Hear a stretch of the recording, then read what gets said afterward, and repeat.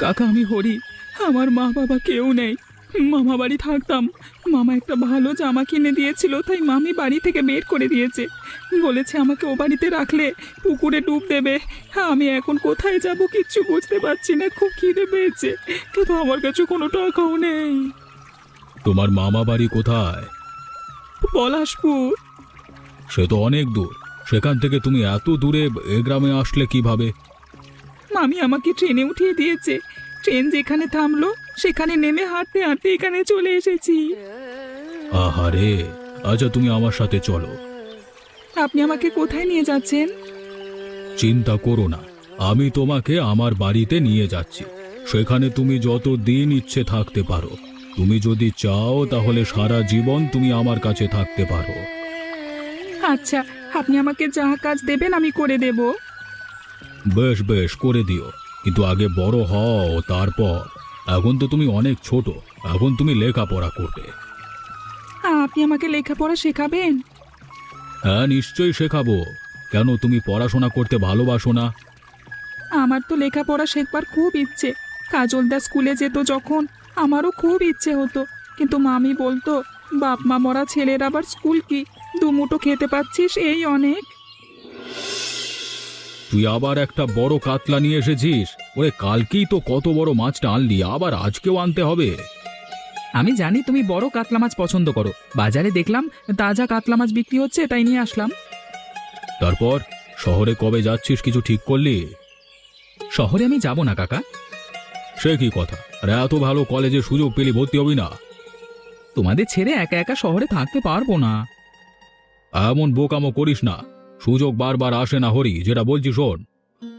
আমার কাছে তোমাদের কাছে থাকতে পারাটা সব থেকে বড় সুযোগ কাকা। এখন তোর এমন মনে হচ্ছে, কিন্তু কয়েক বছর পর মনে হবে শহরের এত বড় কলেজে পড়ার সুযোগটা হাতছাড়া করা উচিত হয়নি। তুই জানিস, আমি একবার শহরে একটা ভালো কাজ পেয়েছিলাম, কিন্তু আমার বাবা বললেন আমার এত জায়গা জমি, তুমি শহরে চলে গেলে সব দেখভাল করবে কে?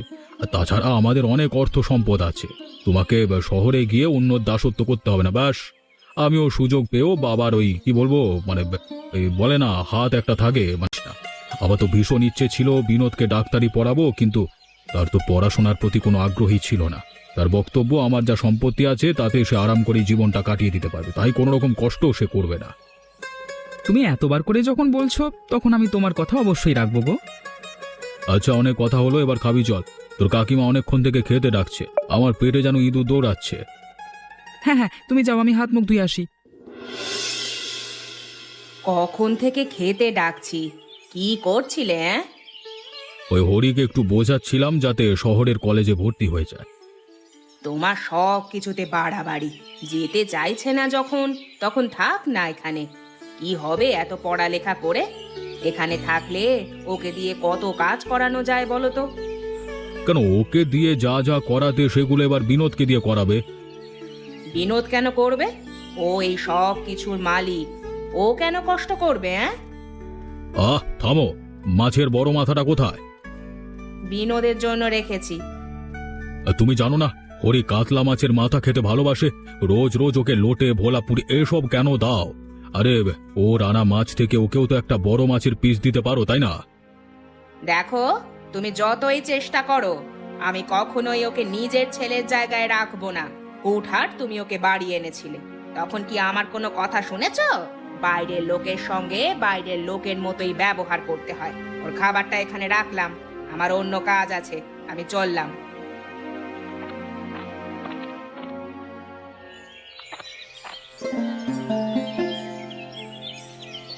স্নান সেরে আসলাম তো, তাই একটু দেরি হয়ে গেল। এই নে, আমি কাতলা মাছটা খাবো না, তুই এটা নে। আমাকে বরং তোর থালা থেকে ভোলা মাছটাতে। সে কি গো, তুমি তো ভোলা মাছ পছন্দ করো না। না না, আজকে খেতে খুব ইচ্ছে করছে, তুই দে না। আচ্ছা এই নাও। তবে যাই বলো, আমার কিন্তু বড় মাছের থেকে ছোট মাছের স্বাদই বেশি ভালো লাগে। তুই কেন এ কথা বলছিস সেটা আমি খুব ভালোই বুঝতে পারছি হরি। সাবধানে যাস বাবা, মাসে একবার করে আসিস। তুমি একদম চিন্তা করো না কাকা, আমি যখনই সময় পাবো এখানে আসবো। সেই ছোট্টবেলায় তোকে বাড়ি নিয়ে আসবার পর থেকে কখনো তোকে চোখের আড়াল করিনি, সবসময় তোর কথা মনে পড়বে রে।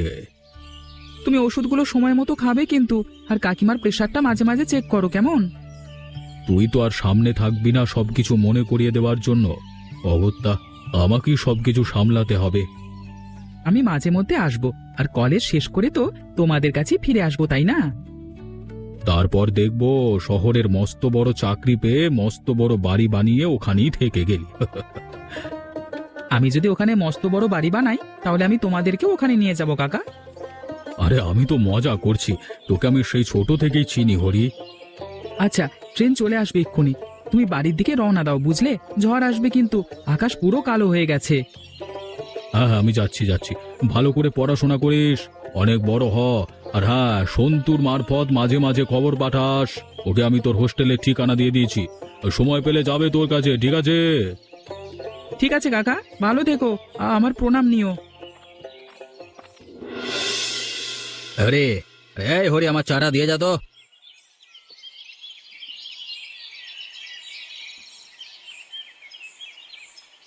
হরি কি বাড়িতে আছে নাকি যে তোকে চা দিয়ে যাবে?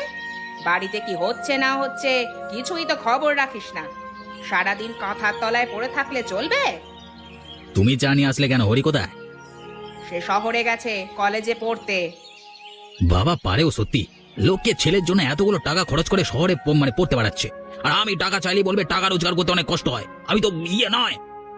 সেই জন্য তো বলি, বাবার সঙ্গে একটু কাজগুলো শেখ, নয়তো কোনোদিন দেখবি ওই হরির নামেই সব সম্পত্তি দিয়ে দিয়েছে। বললি হলো, আমি আজ কি বাবার সঙ্গে কথা বলছি। কি বলবি? বলবো আমার ভাগের সম্পত্তি আমার নামে লিখে দিতে, যত সব। এই বাড়ি তো তোর নামেই রয়েছে। কি আমার নামে রয়েছে? হ্যাঁ, তোর বাবা যখন হরিকে এই বাড়িতে রাখার সিদ্ধান্ত নিয়েছিল, আমি তখনই তোর বাবাকে বলেছিলাম, হরিকে যদি এই বাড়িতে রাখতে চাও তাহলে এই বাড়ি তোর নামে লিখে দিতে হবে। এটা তুমি আমাকে আগে বলনি কেন? আগে বললে কি হতো? হ্যাঁ, আমি কবে হরিকে বাড়ি থেকে তাড়িয়ে দিতাম? তোর বাবা সেটা কোনোদিনও হতে দিতেন না। আমার বাড়িতে আমি যা ইচ্ছে তাই করতে পারি, বাবা বলবার কে? এই সব তুই কি বলছিস বিনোদ? বলার আগে একটু ভেবে বল। তুই হরিকে নিয়ে যা ইচ্ছে বল, কিন্তু নিজের বাবাকে অসম্মান করে কথা বলবি না। আচ্ছা ঠিক আছে, বাবাকে কিছু বলবো না, তবে হরিকে আমি এই বাড়ি থেকে তাড়িয়েই ছাড়বো। যা করবি ভাবনা চিন্তা করে করিস, দেখিস তোর বাবা যেন রেগে না যায়। মা কিছু টাকা দাও না। কি করবি? একটা বন্ধু চেয়েছে। দেখ বিনোদ, আমার কাছে কিন্তু আর বেশি টাকা নেই। তুই কিছুদিন পর পরই একে ওকে টাকা দেওয়াটা এবার একটু বন্ধ করতো। মানছি মানুষের উপকার করা ভালো, কিন্তু তারা তো তোকে টাকাগুলো আর ফেরতই দেয় না। টাকা রোজগার করতে অনেক কষ্ট হয় বাবা। উফ, আবার জ্ঞান দেওয়া শুরু করলে মা। টাকাটা এখানে রেখে দিও, আমি স্নান করতে গেলাম, তারপর বাবার সঙ্গে কথা বলবো। আসতে পারি? কি ব্যাপার এখন হঠাৎ আমার ঘরে? তো কি দরকার? কি শুনলাম হরি শহরে গেছে? হ্যাঁ ঠিকই শুনেছ। সেখানে থাকবার খরচ, পড়াশোনার খরচ এসব কে দিচ্ছে? কেন, আমি দিচ্ছি। ওকে পড়াশোনা শেখাচ্ছ খুব ভালো, কিন্তু ওকে বলে দিও এখানে যেন আর ফিরে না আসে। কেন আসবে না? ও তো পড়াশোনার জন্য শহরে গেছে, ও তো চিরদিনের মতো শহরে চলে যায়নি। ও এখানে আসবে না, কারণ এটা ওর বাড়ি নয়। এত বছর ওকে এখানে থাকতে দেওয়া হয়েছে, এটাই ওর জন্য অনেক। এসব আর চলবে না। কি চলবে আর কি চলবে না সেটা বিচার করবার তুমি কে? এই বাড়ির মালিক আমি। কে? মা আমাকে সবকিছুই বলে দিয়েছে। আমি জানি যে এই বাড়ি আমার নামে রয়েছে, আর আমি হরিকে কিছুতেই বাড়িতে ঢুকতে দেব না। তুমি ভুলে যেও না, আমি এখনো বেঁচে আছি। এটা আমার বাড়ি, তাই আমি যেটা বলবো সেটাই হবে। তোমার যখন হরির উপর এত দরদ, তখন ওর কাছে চলে যাও না। আমি বেরোচ্ছি, আর যেটা বললাম সেটা যেন মনে থাকে। এটা এটা আমার বাড়ি, বাড়ি থেকে কেউ হরিকে তাড়াতে পারবে না।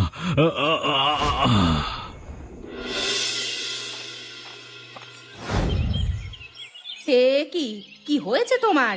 আরে আরে তুমি তাকাচ্ছ না কেন? বিনোদ, বিনোদ দেখ বাবা অজ্ঞান হয়ে গেছে। বিনোদ, কোথায় তুই? এইদিকে আয়, দেখ বাবা অজ্ঞান হয়ে গেছে। তাড়াতাড়ি এদিকে আয়।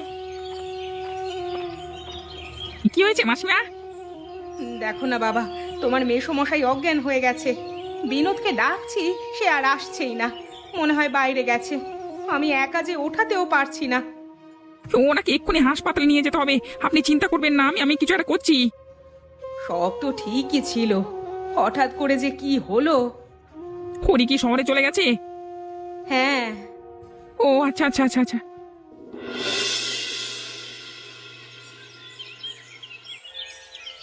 ওপরওয়ালার অনেক কৃপা যে তোমার জ্ঞান ফিরে এসেছে। তোমাকে অজ্ঞান অবস্থায় দেখে আমি যে ভয় পেয়ে গিয়েছিলাম। ভাগ্যিস তখন সন্তু রাস্তা দিয়ে যাচ্ছিল। তোমাকে যদি ঠিক সময় মতো হাসপাতালে আনা না হতো, তাহলে যে কি হতো। কি আর হতো, মরে যেতাম। ভালোই হতো, তোমার গুণধর ছেলে তো সেটাই চায়। কি বলছো তুমি এসব? বিনোদ তোমাকে কত ভালোবাসে জানো? হ্যাঁ জানি তো, এত ভালোবাসে যে আমার নিজের বাড়ি ছেড়ে আমাকে হরির কাছে চলে যেতে বলেছে। তুমি আর তোমার ছেলে তো সেটাই চাও, যাতে হরি আর আমি এই বাড়ি ছেড়ে চলে যাই। এ কথা ভাবলেও আমার পাপ হবে। হ্যাঁ, এটা ঠিক যে আমি হরিকে পছন্দ করি না। আমি চাই না ও এই বাড়িতে থাকুক, আর সেই জন্য আমি বিনোদের কথায় সমর্থন করেছি। কিন্তু তাই বলে বিনোদ তোমাকে এমন কথা বলবে, এ যে আমি স্বপ্নেও ভাবিনি। তোমাকে আমি অনেক দিন আগেই বলেছি, বিনোদকে এত প্রশ্রয় দিও না। আমি মানছি ও অন্যায় করেছে, কিন্তু ও যা কিছু বলেছে না বুঝে বলেছে। তুমি ওকে এবারের মতো ক্ষমা করে দাও। বিনোদ তোমার জন্য সারা রাত হাসপাতালে জেগেছিল। আমি বলছি ওকে তোমার কাছে আসতে। ঠিক আছে, ডাকো।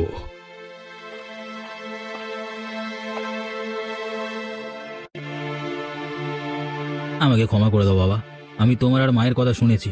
বিশ্বাস করো, আমি তোমাকে বাড়ি থেকে তাড়াতে চাই না। আমি শুধু বলেছিলাম আমি হরিকে আমার বাড়িতে থাকতে দেবো না।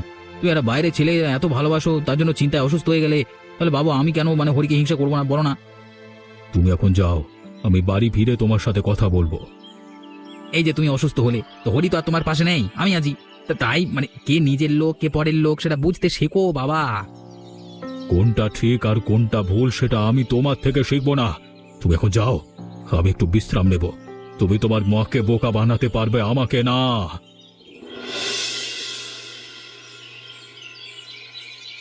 হরি আছিস? কে? আরে সন্তুদা, আরে এসো এসো।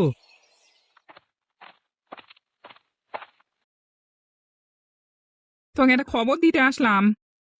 কি খবর গো? বাড়িতে সবাই ভালো আছে তো?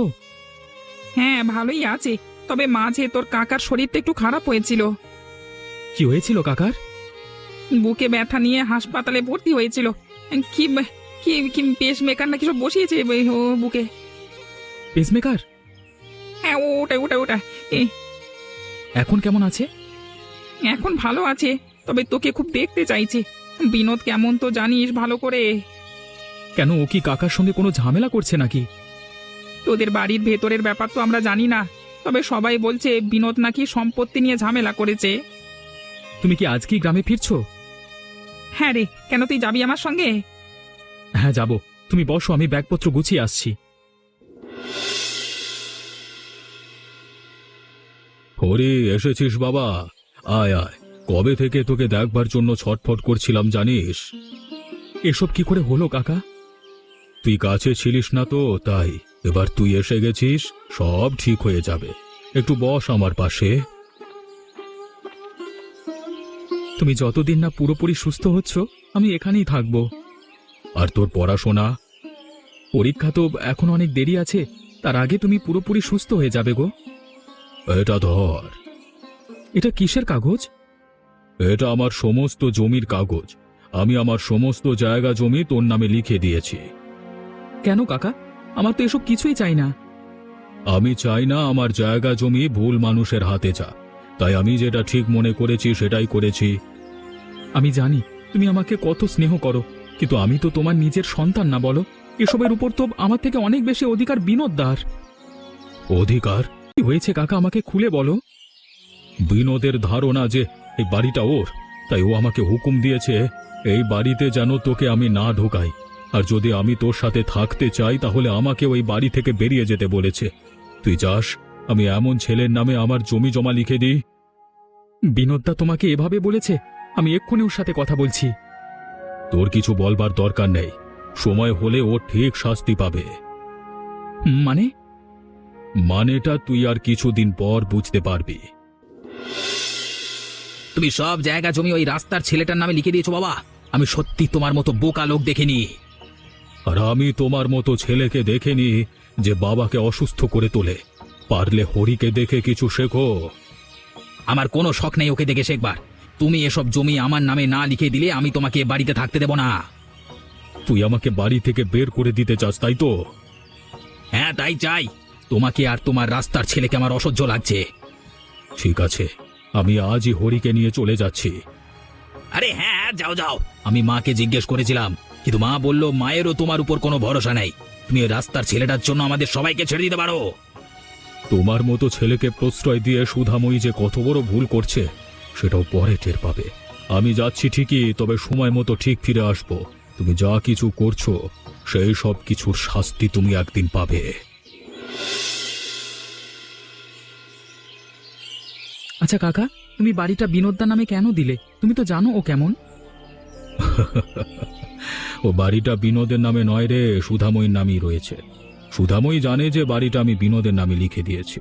আসলে আমি সুধাময়ীকে মিথ্যে বলেছিলাম। তাহলে তুমি বাড়ি থেকে বেরিয়ে আসলে কেন? সুধাময়ী বিনোদের কোনো দোষই খুঁজে পায় না। ছেলেকে অন্ধের মতো বিশ্বাস করে, তাই সবকিছুতেই ওকে প্রশ্রয় দেয়। তাই আমি কদিনের জন্য চলে আসলাম। আশা করি এখন সুধা বিনোদকে একটু হলেও চিনতে পারবে। ওর এটা বোঝা উচিত যে বিনোদ নিজেকে ছাড়া কাউকে ভালোবাসে না। আর আমার বিশ্বাস আজকে না হয় কালকে ও ওর মায়ের সঙ্গেও দুর্ব্যবহার করবে। তুমি ভুল ভাবছো কাকা। দাদা কাকিমাকে প্রচন্ড ভালোবাসে, ওনাকে কখনো কষ্ট দেবে না। আমার মাথার চুলটা এমনি এমনি পাকেনি, বুঝলি তো? আচ্ছা কাকা, তুমি বসো, আমি খাবারটা কিনে আনছি। হরি, আছিস নাকি? আরে সন্তু, তুই এখানে? কি ব্যাপার? কি তুমি তাড়াতাড়ি বাড়ি চলো। কেন, কি হয়েছে? কি তোমার ছেলে তোমার স্ত্রীর উপর খুব অত্যাচার করছে। সে কি? হ্যাঁ, আমি নিজের কানে শুনেছি। ও প্রত্যেকদিন মাসিমার সাথে ঝগড়া করে। মাসিমা সেদিন আমার কাছে দুঃখ করে বলছিল বিনোদকে মানুষ করতে পারিনি, তোমরা যত তাড়াতাড়ি পারো গ্রামে ফিরে চলো। চলো চলো। আমি জানতাম এমন কিছু হবে। হরি একটু বেরিয়েছে, ও আসলেই আমরা গ্রামের উদ্দেশ্যে রওনা দেব। তুই কি যাবি আমাদের সঙ্গে? না না, আমার শহরে একটু কাজ আছে, 2 দিন পর ফিরবো। বেশ।